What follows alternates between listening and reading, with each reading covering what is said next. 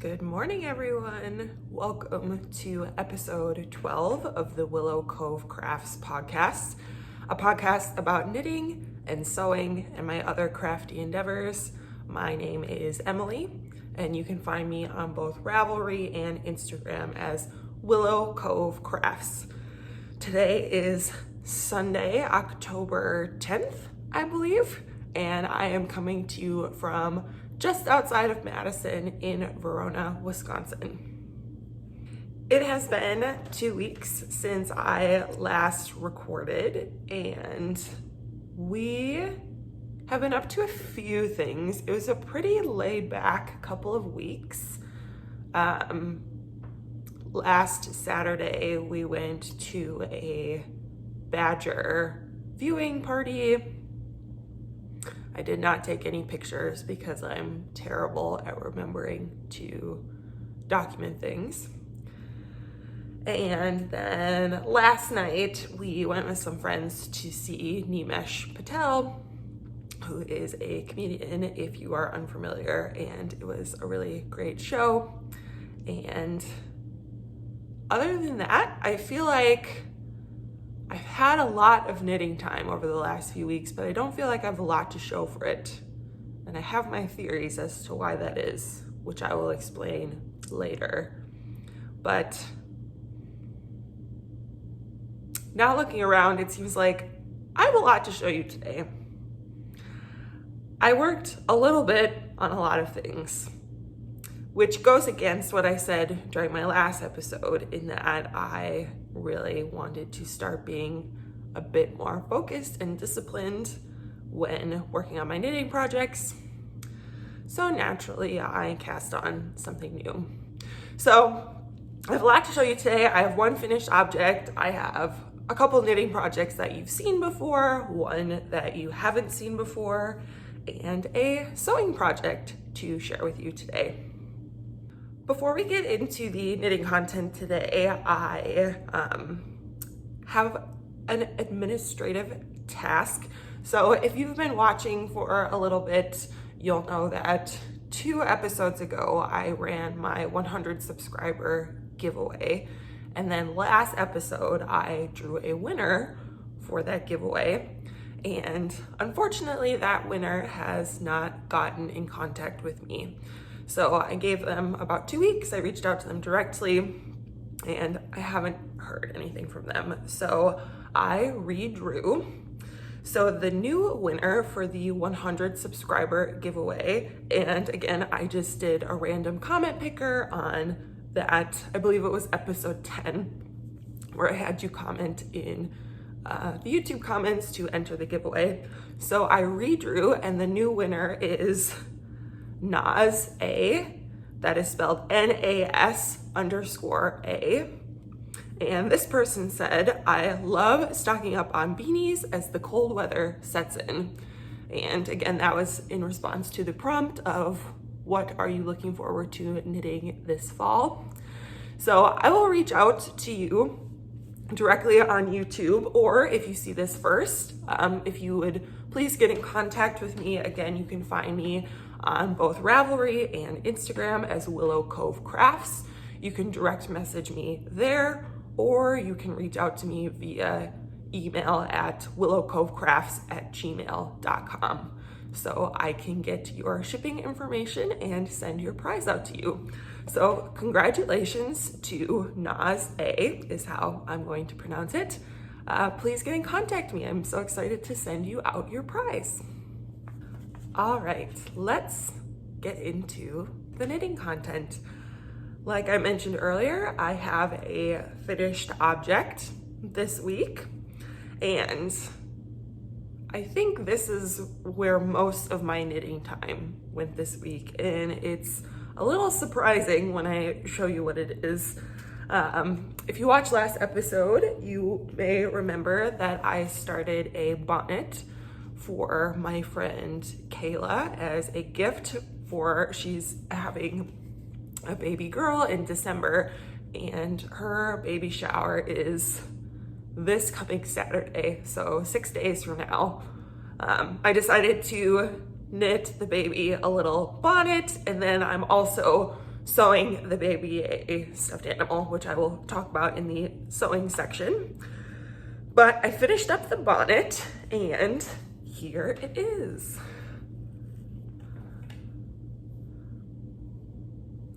This is the Mimi bonnet pattern by Oceane LM. And can you even? It's so cute. I mentioned in my last episode that this pattern is only available in French, and I decided that I could probably handle it.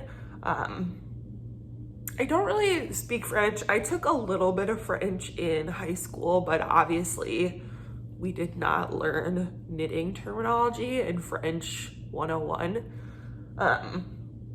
But the way she had laid out the pattern, you know, all of the numbers were written out numerically. She had a lot of the things written out really nicely in charts. So, you know, I was able to go look up, you know, the translation for knit and the translation for purl and a couple other things. And from there, along with my knowledge of, you know, I've knit bonnets before, so I kind of have an understanding of how their construction works. The pattern has a lot of pictures in it. And so between all of those things, I was able to figure out, or at least I think I was able to figure out the pattern, even though I know to speak French. I ran into one little snag where, you know, the transition, you know, most bonnets you knit flat to create the neck hole opening, and then you end up joining in the round to do your crown decreases.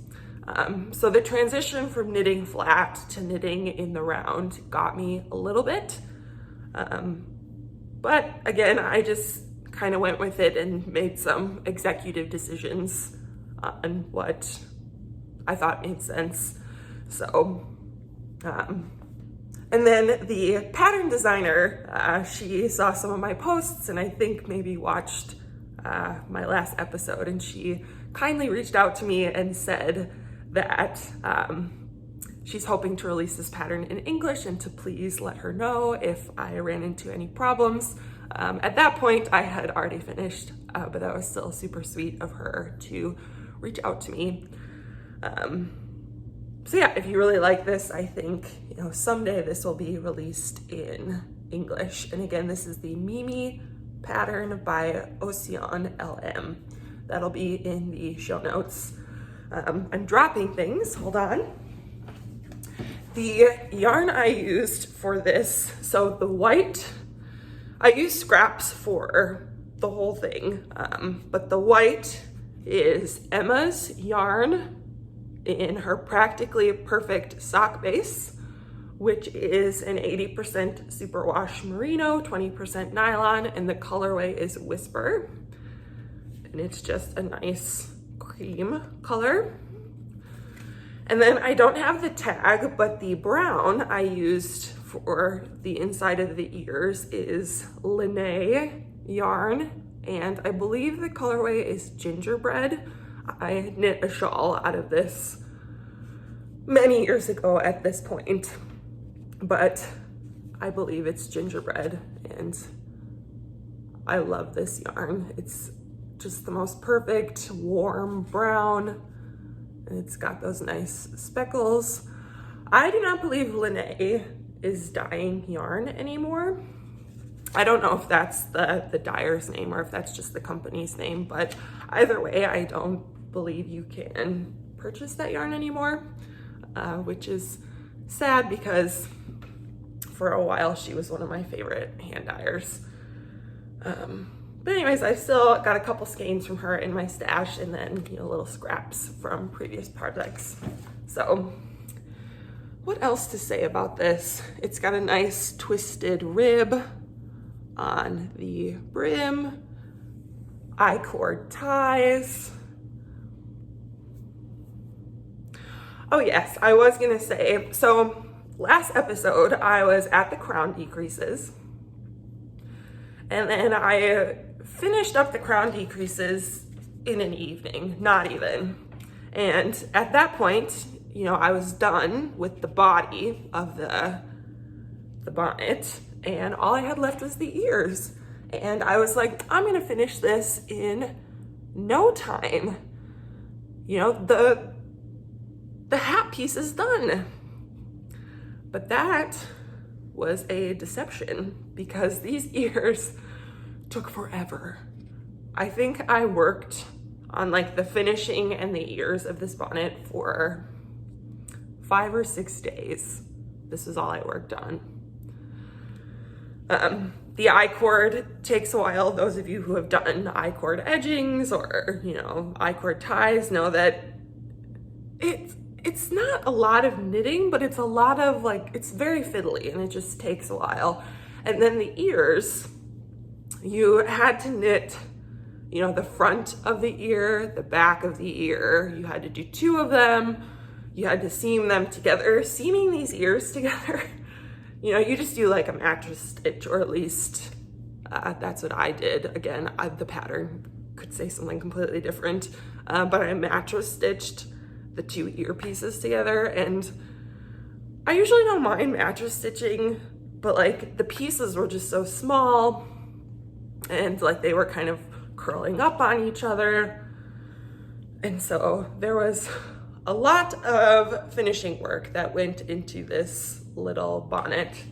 I would say that actually knitting the hat portion of the bonnet was the quickest part. But the result is totally worth it. It's super cute.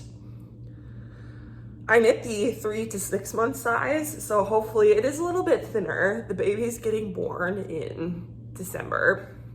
I always kind of err on the side of making things a bit larger than I think they should be for children.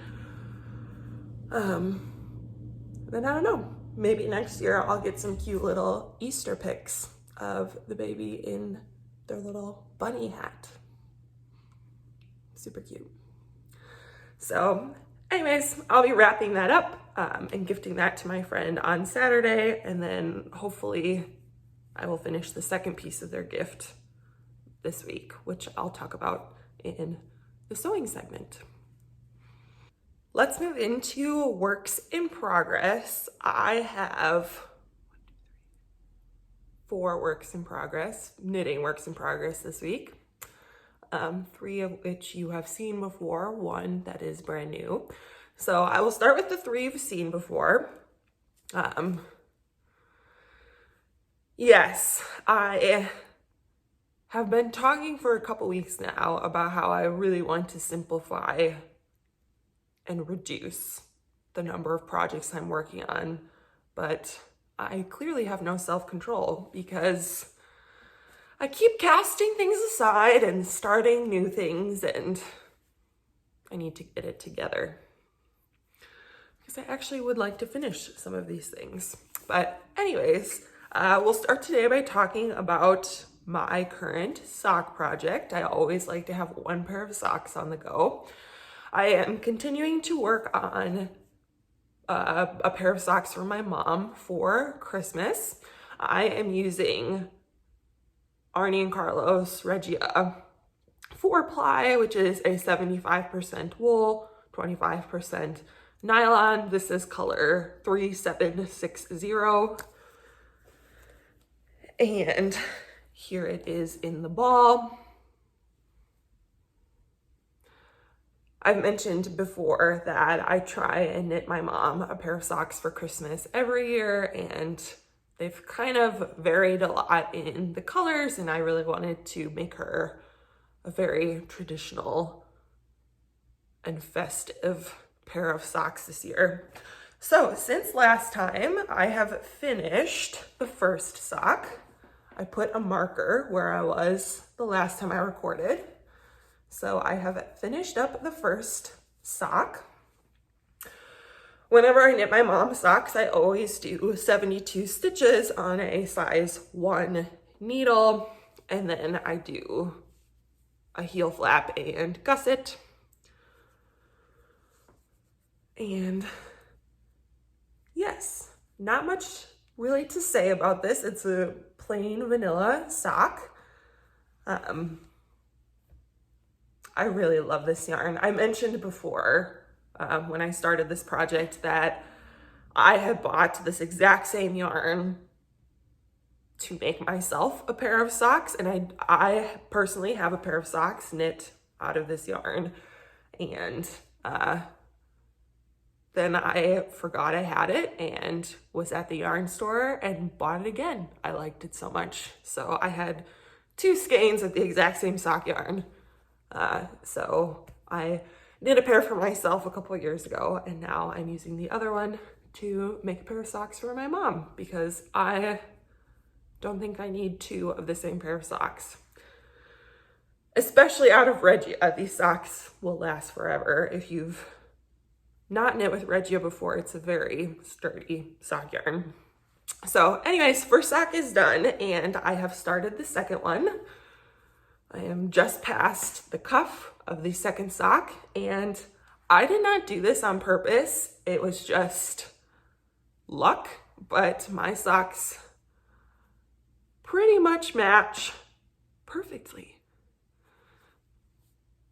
Whenever I do a self-striping yarn, I try my best to make them match, but only if the pattern repeat or the striping repeat is not super long. This Regia yarn, you can see,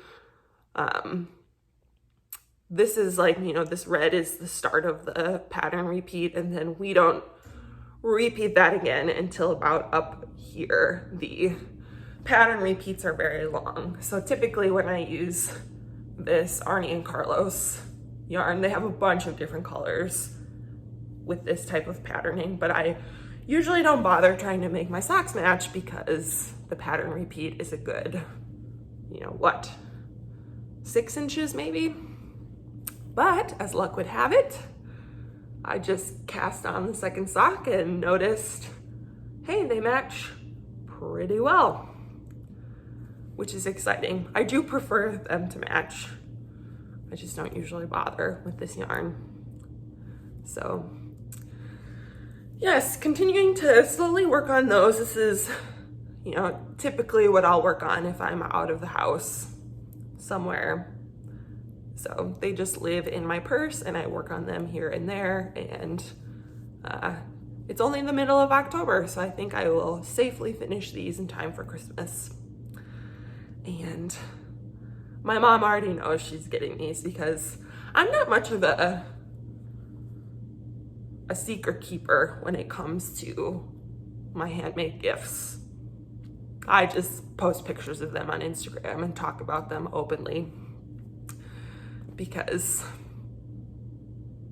you know, I find that people are still very happy to receive handmade gifts and that it doesn't have to be a surprise, and I still get a lot of joy out of gifting them these things even if they know it's coming and if they know what it looks like.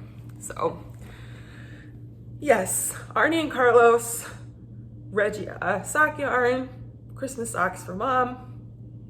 She likes them. She said she would pretend to be surprised when she opened them on Christmas. So yes. My next work in progress today is my Slipstravaganza blanket by Stephen West. I debated even showing this to you today because my work on it was so minimal. But I did work on it over the last couple weeks, and when I watch other podcasts, I'm always a little sad when they don't show their projects and they're like, oh, I just knit 2 or 3 rows on it, so I'm not going to show it, but I always want to see it. So I decided to show you anyways, even though it pretty much looks the same as it did the last time I showed it. But I've been showing this project on the podcast for weeks and weeks now. It's definitely a long-term project. So if you've been watching for a while, you'll be very familiar. But I am using the yarn that is called for in the pattern, which is the West Wool Tandem, which is their DK weight, 10% Thistle, 90% Falkland Merino. This is just a random skein. I actually haven't used the gray in it at all yet, but this is, you know, my last contrast color. And since last time,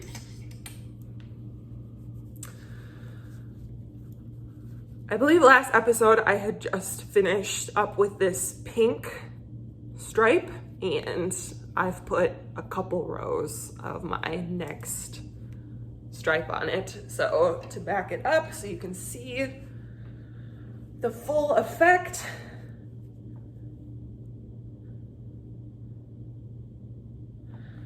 this blanket's getting pretty sizable. It covers my lap and does a pretty good job of keeping me warm while I'm working on it. Not that I need it right now. I forgot to mention at the beginning, but it's been hot. I was hoping this would be the week I would get to wear some of my knitwear on the podcast. I'm actually wearing a pair of hand-knit socks. That will be very hard for me to show you. But once again, it's gonna be in the high 70s to get today. It's the middle of October in Wisconsin. It should be cooling down, but it just won't. Anyways, maybe next time I'll finally be able to wear a sweater or something like that. But yes, slowly but surely working away on this blanket. Yeah, I don't have much to say about it. It's basically in the same spot it was last time. I'm, you know, on this bubble section, there are 12 total bubble stripes. So obviously I'm on the third one. And yeah, I love this blanket. I want it to be finished, but I have a ton of work left to do on it. I'm not going to go through each of the colors today. I've done so in past episodes, but if you're curious, they will be listed in the show notes. But yes, that is my blanket. Next up is a project that I introduced last week, and I was very optimistic and said, maybe this will be finished by next time. It's definitely not. I didn't work on this nearly as much as I wanted to. Like I said, that little bunny bonnet just took forever to finish. So anyways, I am talking about my Wellerman shawl by Caitlin Hunter of Boyland Knitwork. And last episode, you can see I've got my little cookie stitch marker from Sucre Sucre Miniatures. Super cute, but it's really not that much bigger than it was the last time I showed you. And it's very hard to show because it is so massive. But again, this is the Wellerman shawl by Caitlin Hunter. It's really fun to knit because it is bottom up. So you cast on a couple hundred stitches, and then from there on out, your rows get smaller. And you can see the triangle is starting to take shape.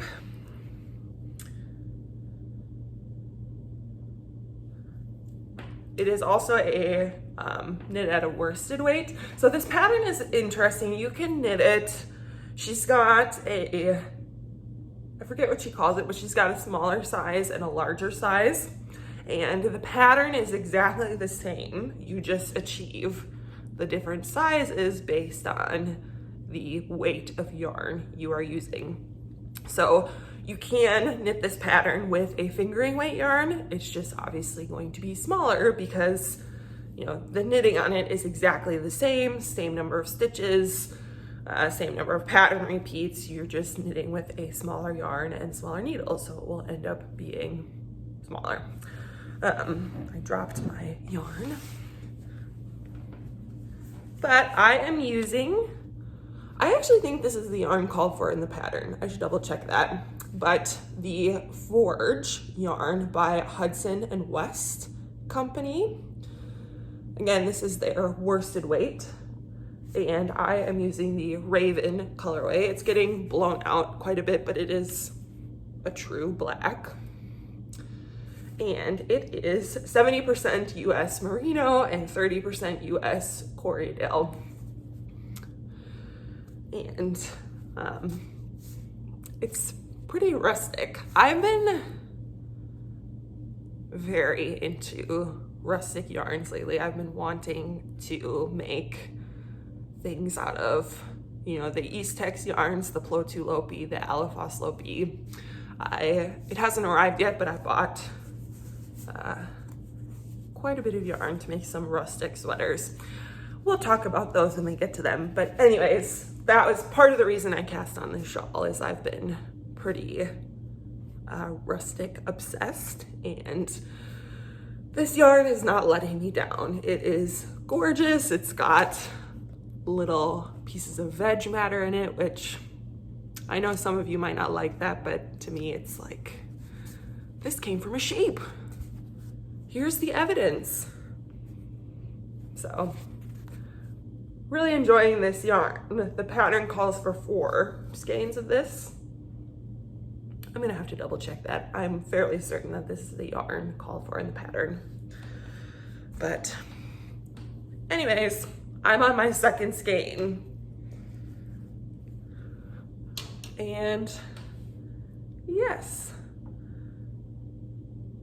super fun. I love the cable pattern on it. It, you know, really potato chippy. These little points, you know, it's fun to kind of get to a point on these triangles. And yes, I would say hopefully I work on this a lot between now and next episode, but I have been distracted by another project, which I will talk about here in a minute. But maybe I'll work on this in between that other project a bit, because that other project, the whole pattern is not released, if that's a little hint as to what it is. So, you know, maybe if I catch up on that other project, I will work on my Wellerman shawl. Yes, I can't think of anything else to say on that one. Really enjoying this pattern, highly recommend. My last knitting work in progress today is the Stephen West Mystery Knit Along, the Shawlography. I'm going to talk about it a little bit, and then I will do a little spoiler warning before I actually show the shawl. So if you are participating in the Mystery Knit Along, I definitely don't want to spoil it for you. I would not want spoilers / get a little annoyed when I'm scrolling through Instagram and see spoilers. So I will try and be very clear before I am about to show the actual shawl, so that you can skip ahead if you don't want to see it. But anyways, for those of you who don't know, Stephen West is amazing.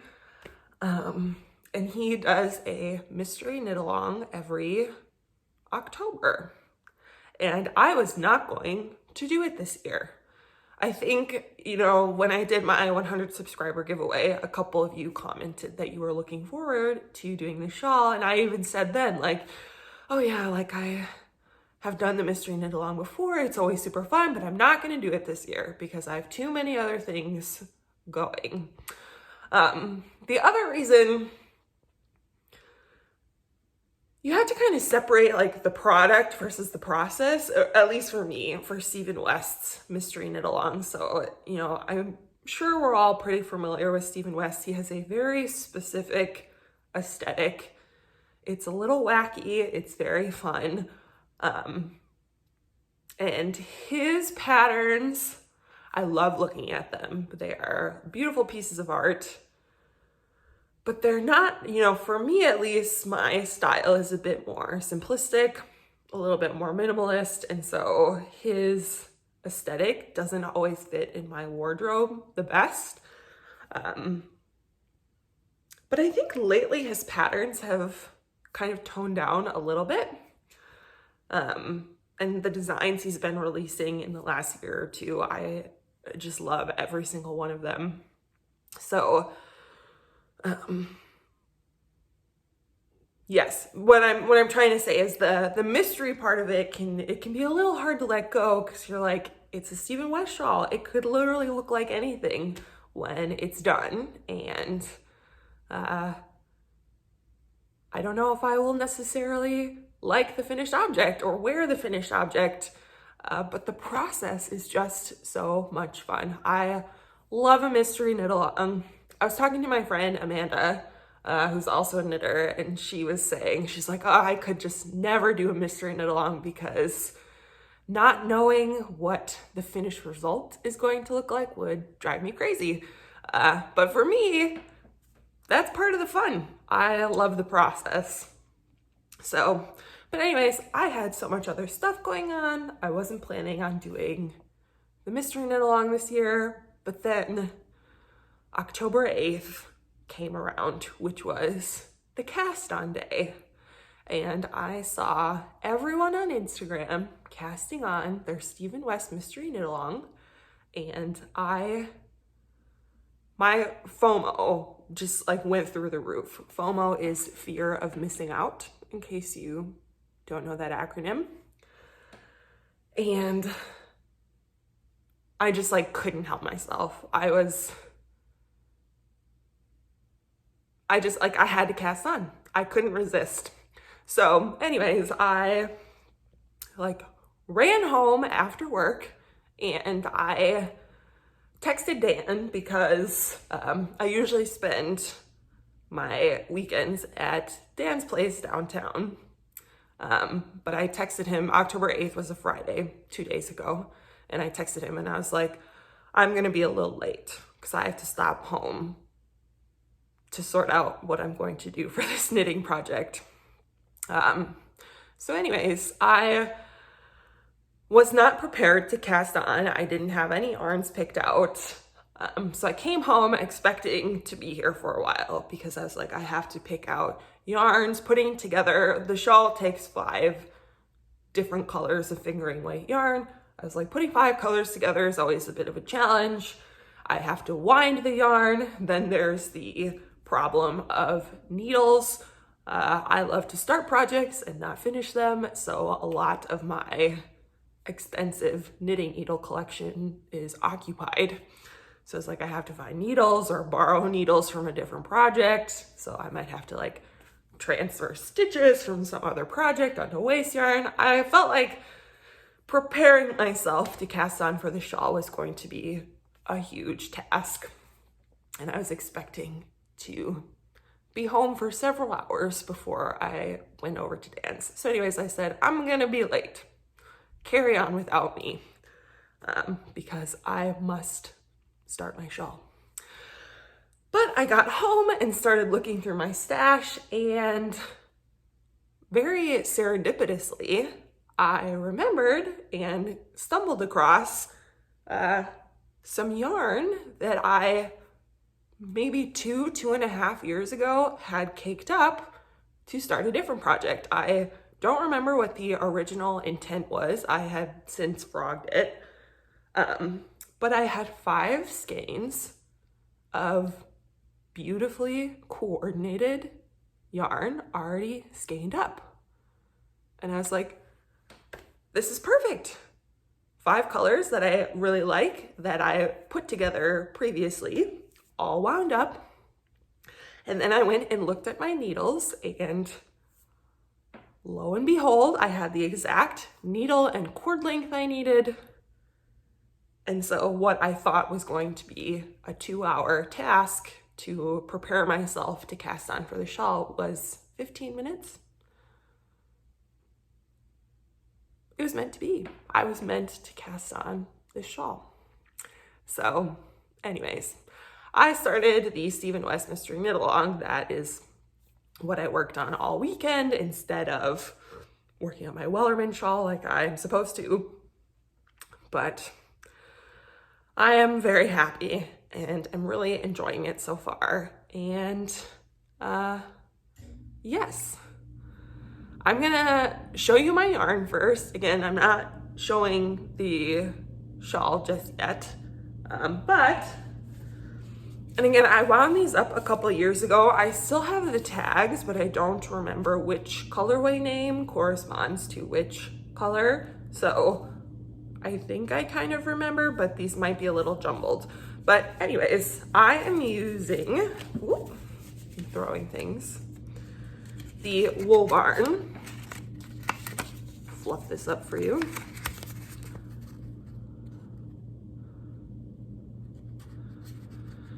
I am using the Cashmere Sock 4-ply base, which is 80% superwash extra fine merino, 10% cashmere, and 10% nylon. It's 383 yards for 100 grams, so it's a little bit of a plumper sock yarn.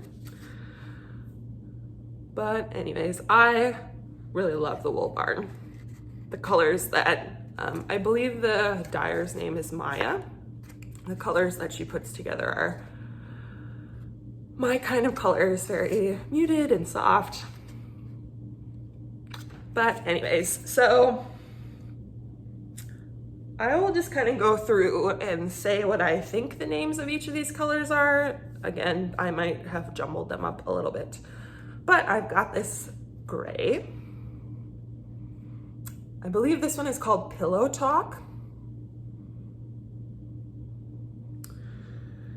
And I have got, I'm looking at my tags, Walnut, which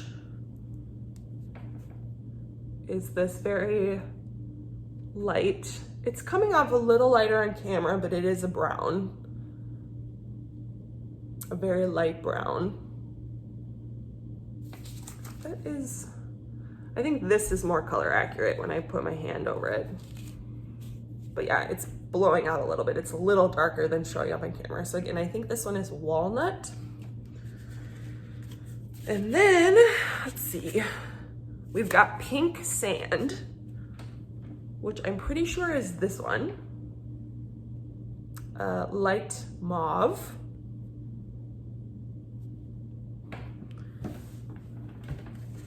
And then we've got Smitten, which I think is this one. This is more of a true tan. If you hold it up next to Walnut, you can see they're pretty similar. This one's darker. Wow, that's like really blowing out. This one's much darker in real life. But anyways, I think this one is Smitten, but I'm not sure. That's a tan. And then lastly, we've got Secrets, which I believe is this one, which is a dusty, kind of mid-toned purple. So all together, this is my color palette. That's better. Walnut's showing up a little more accurately when it's with its friends. But here's my yarns. And I love them. And they have cashmere in them, so they're super soft. So again, that is the Wool Barn cashmere base. I'll put the names of all of the colors in the show notes, but I may have mismatched the colors and their names. So without further ado, I will show you my progress so far. I am, if you are working on the shawl and don't want any spoilers, I am almost done with section 2. So again, Clue 1 was released on Friday, October 8th, which was 2 days ago. And then there's 4 clues total to be released every Friday throughout the rest of the month. So again, I am on Clue 1, section 2, and I'm almost done with section 2. So if you are past that and or don't care about seeing spoilers, I'll try to remember to put a little timestamp where I stop talking about this, but I am going to show you my shawl now. So, spoiler alert. Skip ahead if you don't want to see it. I'm gonna put the time here. All right, here is my shawl so far. Let me get my threads out of the way. And you have to kind of stretch it. I think you'll see things a lot better with blocking. My colors are, some of my colors are very similar, so I think mine will look less graphic and more kind of watercolory. But section 1 is just this little kind of semicircle blip at the top. And section 2, we've been knitting these striped wedges. And it does remind me of like, it is called Shawlography, which obviously makes me think of dance. And this reminds me of like a fan. You know, you might see a fan dance. But yes. And then, you know, you're holding your, there really isn't a main color in the shawl, but this section you obviously have a main color, and then you're striping all of your other colors in between for each of the wedges. So I am on wedge 1, 2, 3, 4, 5, 6, 7, 8. I just started wedge 8, and there are 9 total wedges to essentially make a semicircle. So yes,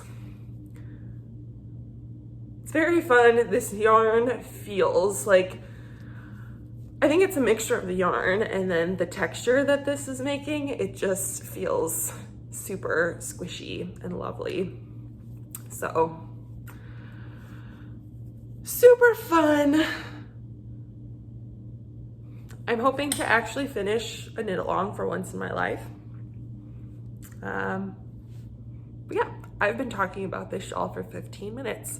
So I'm gonna put that away and we will move on to something else. That is it for knitting content this episode. So I am going to move on to sewing. If you watched last episode, I am continuing to work on a gift for my friend, the same friend that is going to be receiving the bunny bonnet that I showed you earlier. I am also sewing a bunny stuffed animal for the baby. And I am using the book Little Traveler by Simone Gooding. And I am making this bunny. And she calls this the Thistle bunny pattern. So last episode I had started the bunny. And I had put quite a bit of work into it. And then I started putting together the body, and I came to the realization, I had this like gut feeling the whole time, but I finally like let it sink in that the bunny was not turning out how I envisioned it. And the pattern is beautiful. I'm continuing to use it, but the bunny was just too small. I had this vision of a larger stuffed animal that the kid could just really cuddle and snuggle. And the animals in this book probably are only like this big, maybe this big. The bunny was just super tiny, and it wasn't what I imagined. So I decided to scrap everything that I had done so far and start over. But this time, I'm still using that pattern, but I think the easiest thing would have been to go to a copy shop and just get the pattern enlarged. That just felt very much like a big faff. So I instead used a little trick that I learned many years ago in high school art class. I took the pattern piece and I drew a 1-inch grid over the top, that was pretty easy because I have a big cutting mat for quilting that has a 1-inch grid on it. So I traced the pattern pieces onto tracing paper, and then I put the tracing paper over my cutting mat to draw in 1x1 grid lines. And then on a separate sheet of tracing paper, I drew a 2-inch grid, again, just kind of putting my paper onto my cutting mat. And then I transferred, you know, you can kind of use the grid to figure out like, oh, this piece is, you know, kind of halfway between these two lines. So like you put a dot and you can use that to essentially enlarge your pattern. So I enlarged the pattern. I'm making it twice as big as